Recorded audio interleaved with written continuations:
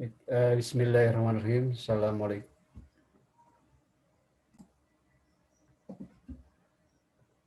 Bismillahirrahmanirrahim. Assalamualaikum warahmatullahi wabarakatuh.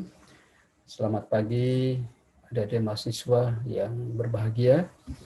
Sebelumnya mari kita awali perkuliahan kita pada pagi hari ini dengan selalu membaca basmalah. Bismillahirrahmanirrahim. Dan tentunya kita juga tidak lupa bersyukur kepada Allah Subhanahu wa taala karena sampai hari ini pagi ini dan detik ini kita masih diberikan kesehatan oleh Allah Subhanahu wa taala dan dijauhkan dari virus corona ya. Untuk pertemuan kita pada pagi ini saya akan membahas terkait dengan bagaimana kita melakukan analisis data atau pengolahan data menggunakan Excel ya. Nah, tentunya fungsi-fungsi yang akan kita gunakan yaitu adalah fungsi statistik. Lebih spesifiknya yaitu statistik deskriptif ya. Pada penelitian kualitatif biasanya kita sering menggunakan pengolahan menggunakan statistik ya. Dan salah satu fungsi statistik yang kita gunakan yaitu adalah deskriptif ya, statistik deskriptif. Nah, di sini saya tidak akan menjelaskan tentang statistiknya itu sendiri, tetapi bagaimana kita melakukan pengolahan data ya menggunakan Microsoft Excel ya untuk pengolahan statistik itu sendiri. Sebenarnya ada aplikasi khusus yaitu SPSS ya yang berbayar. Kemudian juga ada aplikasi yang lain Minitab ya atau aplikasi lainnya ya yang biasa kita gunakan untuk pengolahan statistik. Nah, tetapi pagi ini saya akan menyampaikan pengolahan data statistik menggunakan Microsoft Excel. Ya, baik. Nah, sebelum itu saya akan jelaskan dulu ya menggunakan PowerPoint dan baru nanti saya akan simulasikan menggunakan Microsoft Excel.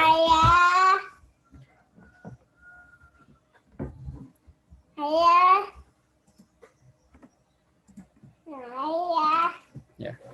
Baik, nah ini adalah slide yang sudah saya siapkan ya, dan nanti saya akan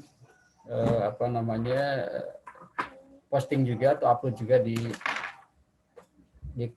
Classroom ya, di Google Classroom. Baik. Nah,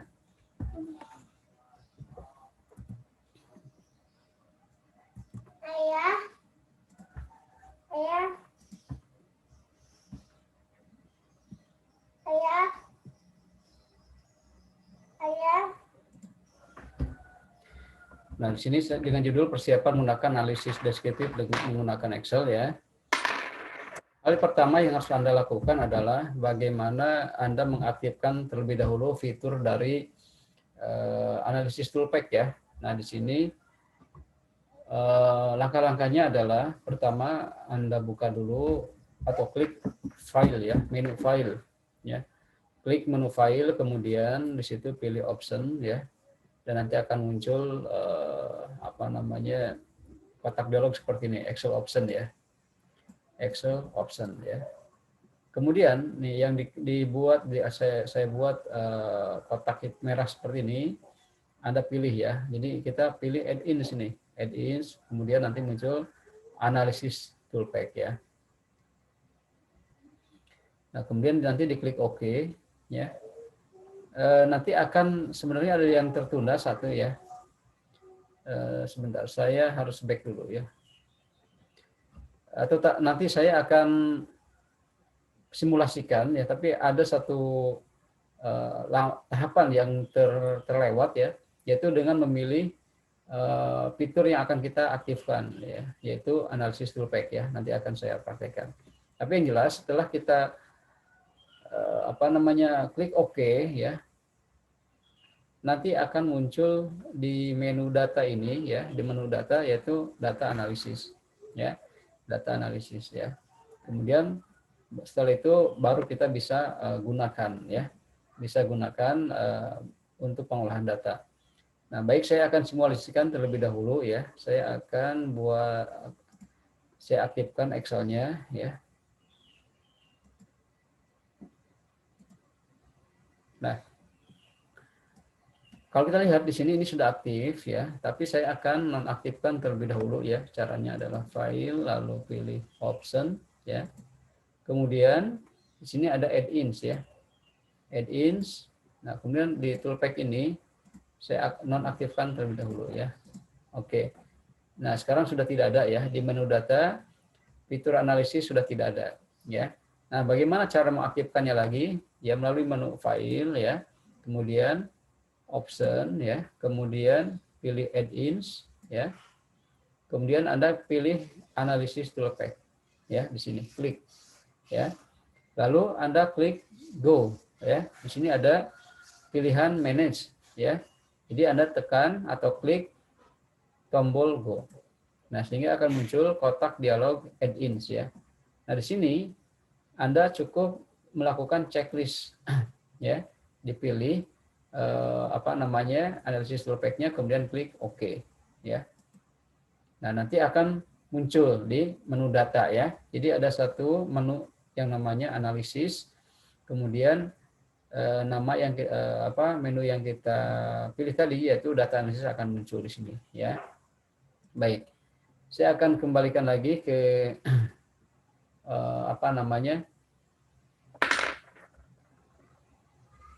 ke data yang ada ya, yang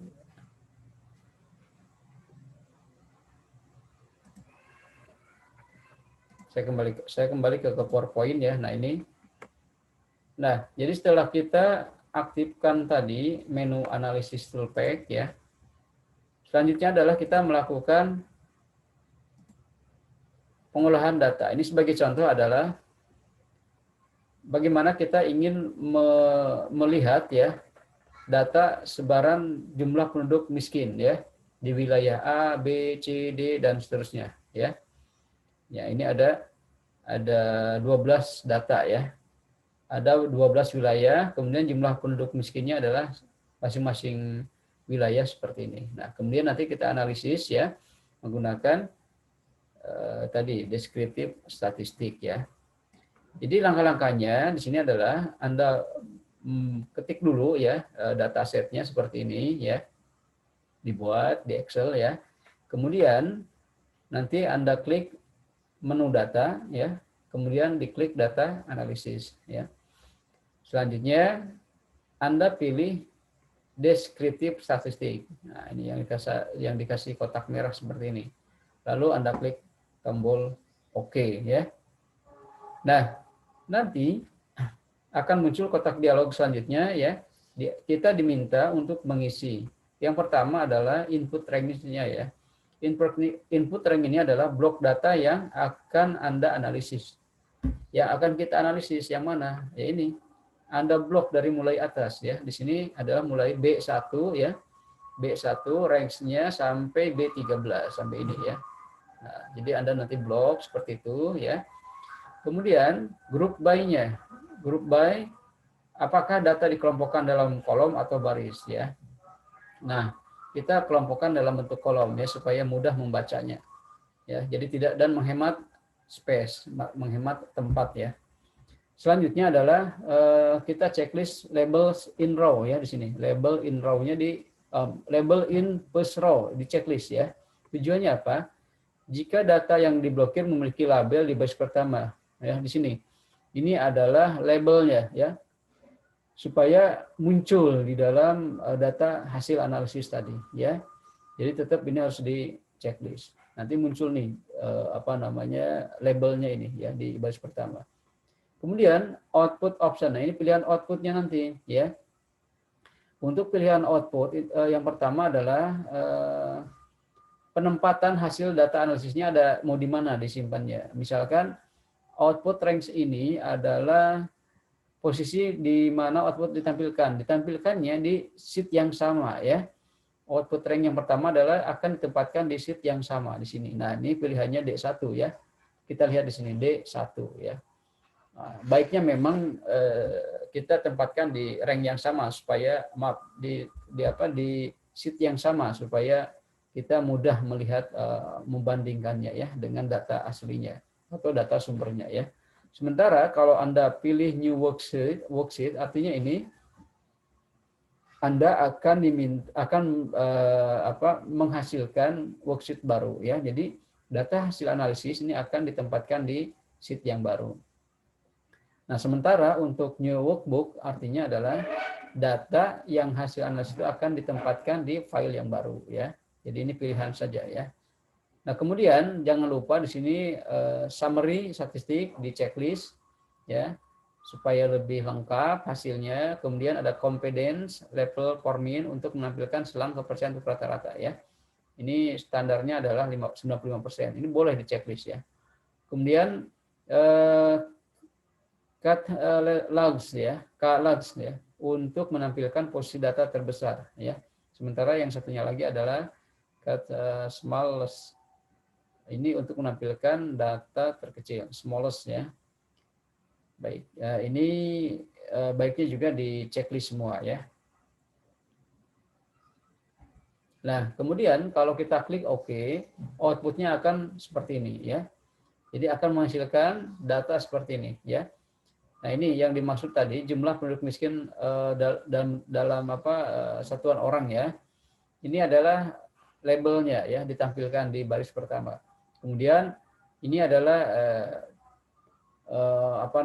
fungsi-fungsi statistik deskriptif itu sendiri ya.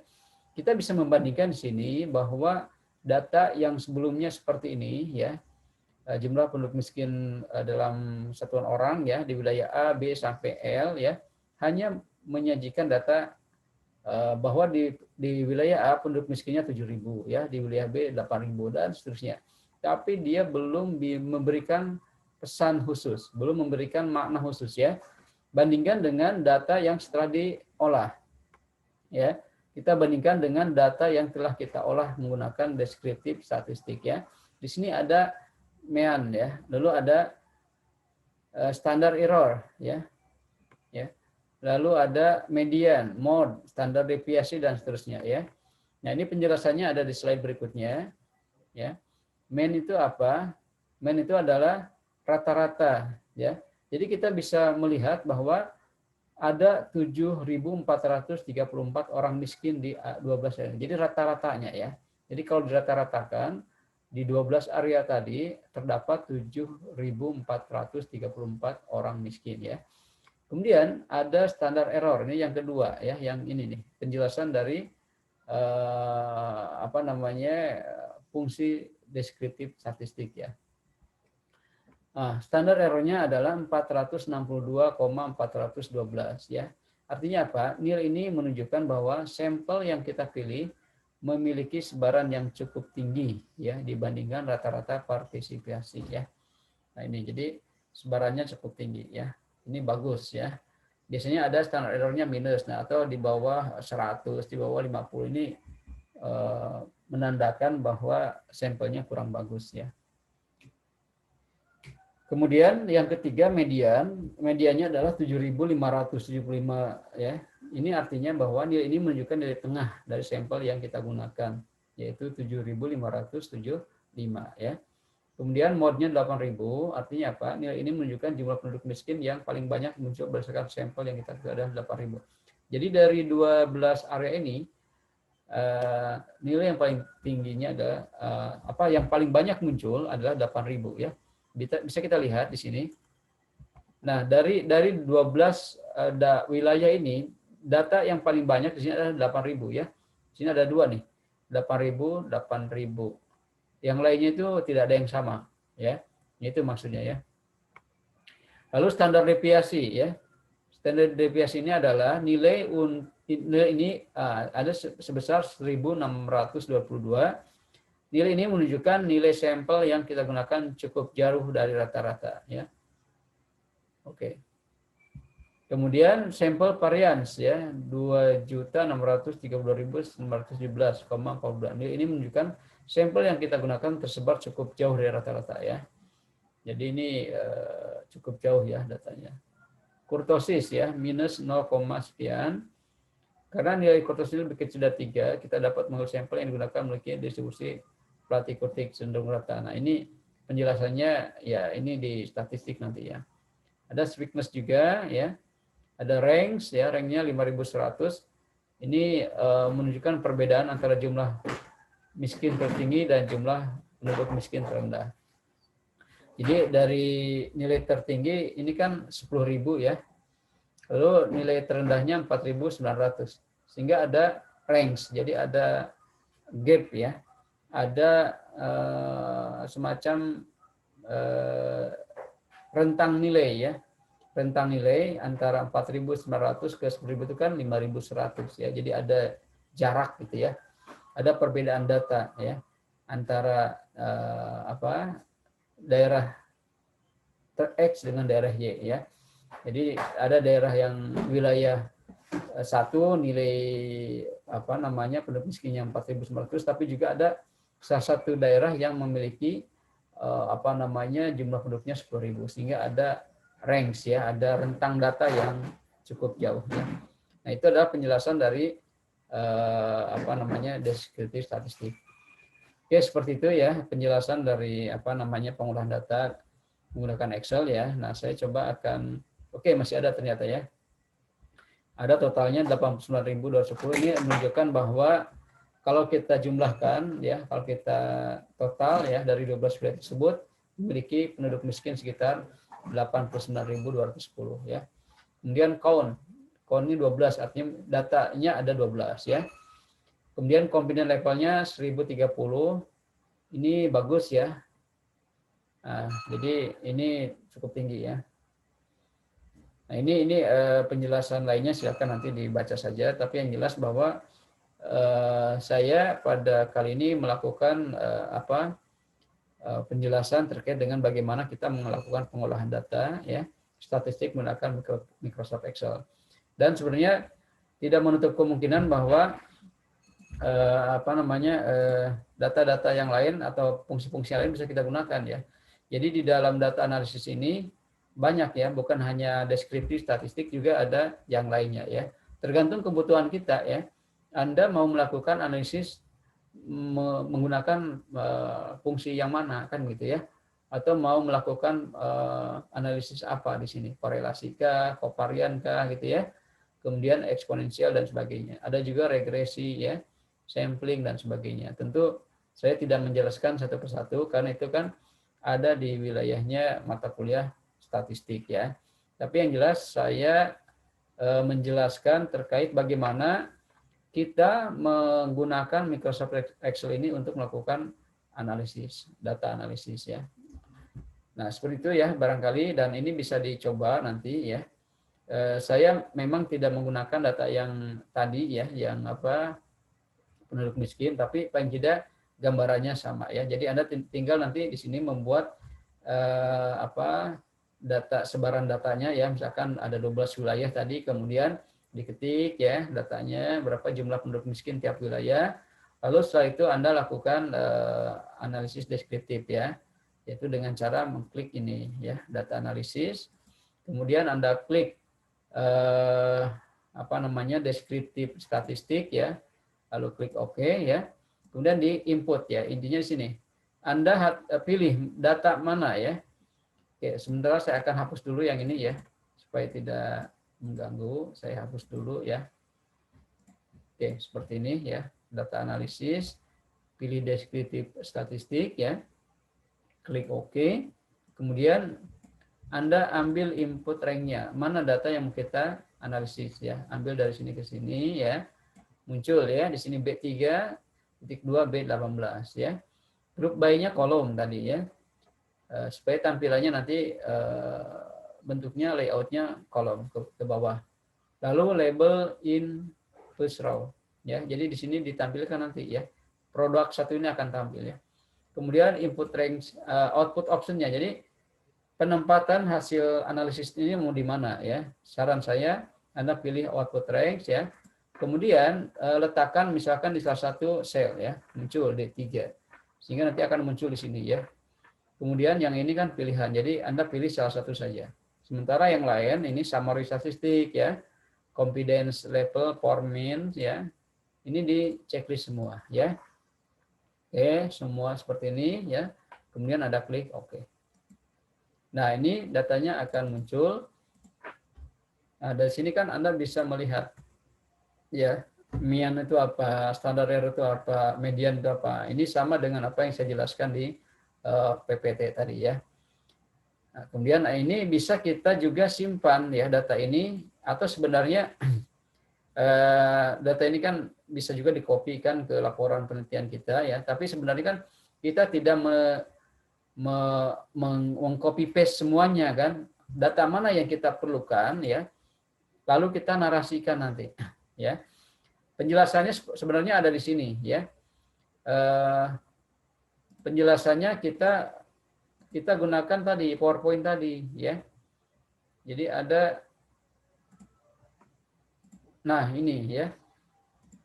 Ya ini kita bisa menjelaskan di laporan penelitian ini rata-rata data itu berapa ya, standar error, median, atau berapa jumlah penduduk yang paling miskin itu di wilayah mana gitu ya, dan sebagainya. Jadi dari sini Anda bisa mengambil data ini kemudian menarasikannya di dalam tulisan laporan penelitian Anda ya, seperti itu.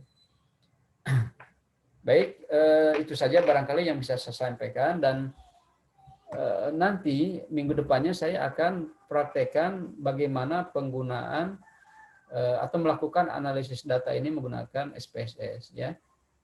Jadi SPSS ini adalah aplikasi berbayar yang khusus digunakan untuk melakukan analisis data ya. Dan ini lebih bagus ya, lebih powerful dibandingkan dengan Excel ya. Nah, Excel ini memiliki beberapa keterbatasan ya. Jadi tidak semua fasilitas yang ada di SPSS ini ada di Excel ya. Insya Allah nanti minggu depan saya akan tampilkan ya, akan praktekkan seperti itu. Baik, itu barangkali ya yang bisa saya sampaikan ya. Terima kasih atas perhatiannya ya, dan apa namanya, tetap Anda semangat untuk berlatih ya. Kalau ada hal yang ditanyakan silakan nanti tanyakan. Demikian, terima kasih atas perhatiannya. Saya tutup. Assalamualaikum warahmatullahi wabarakatuh.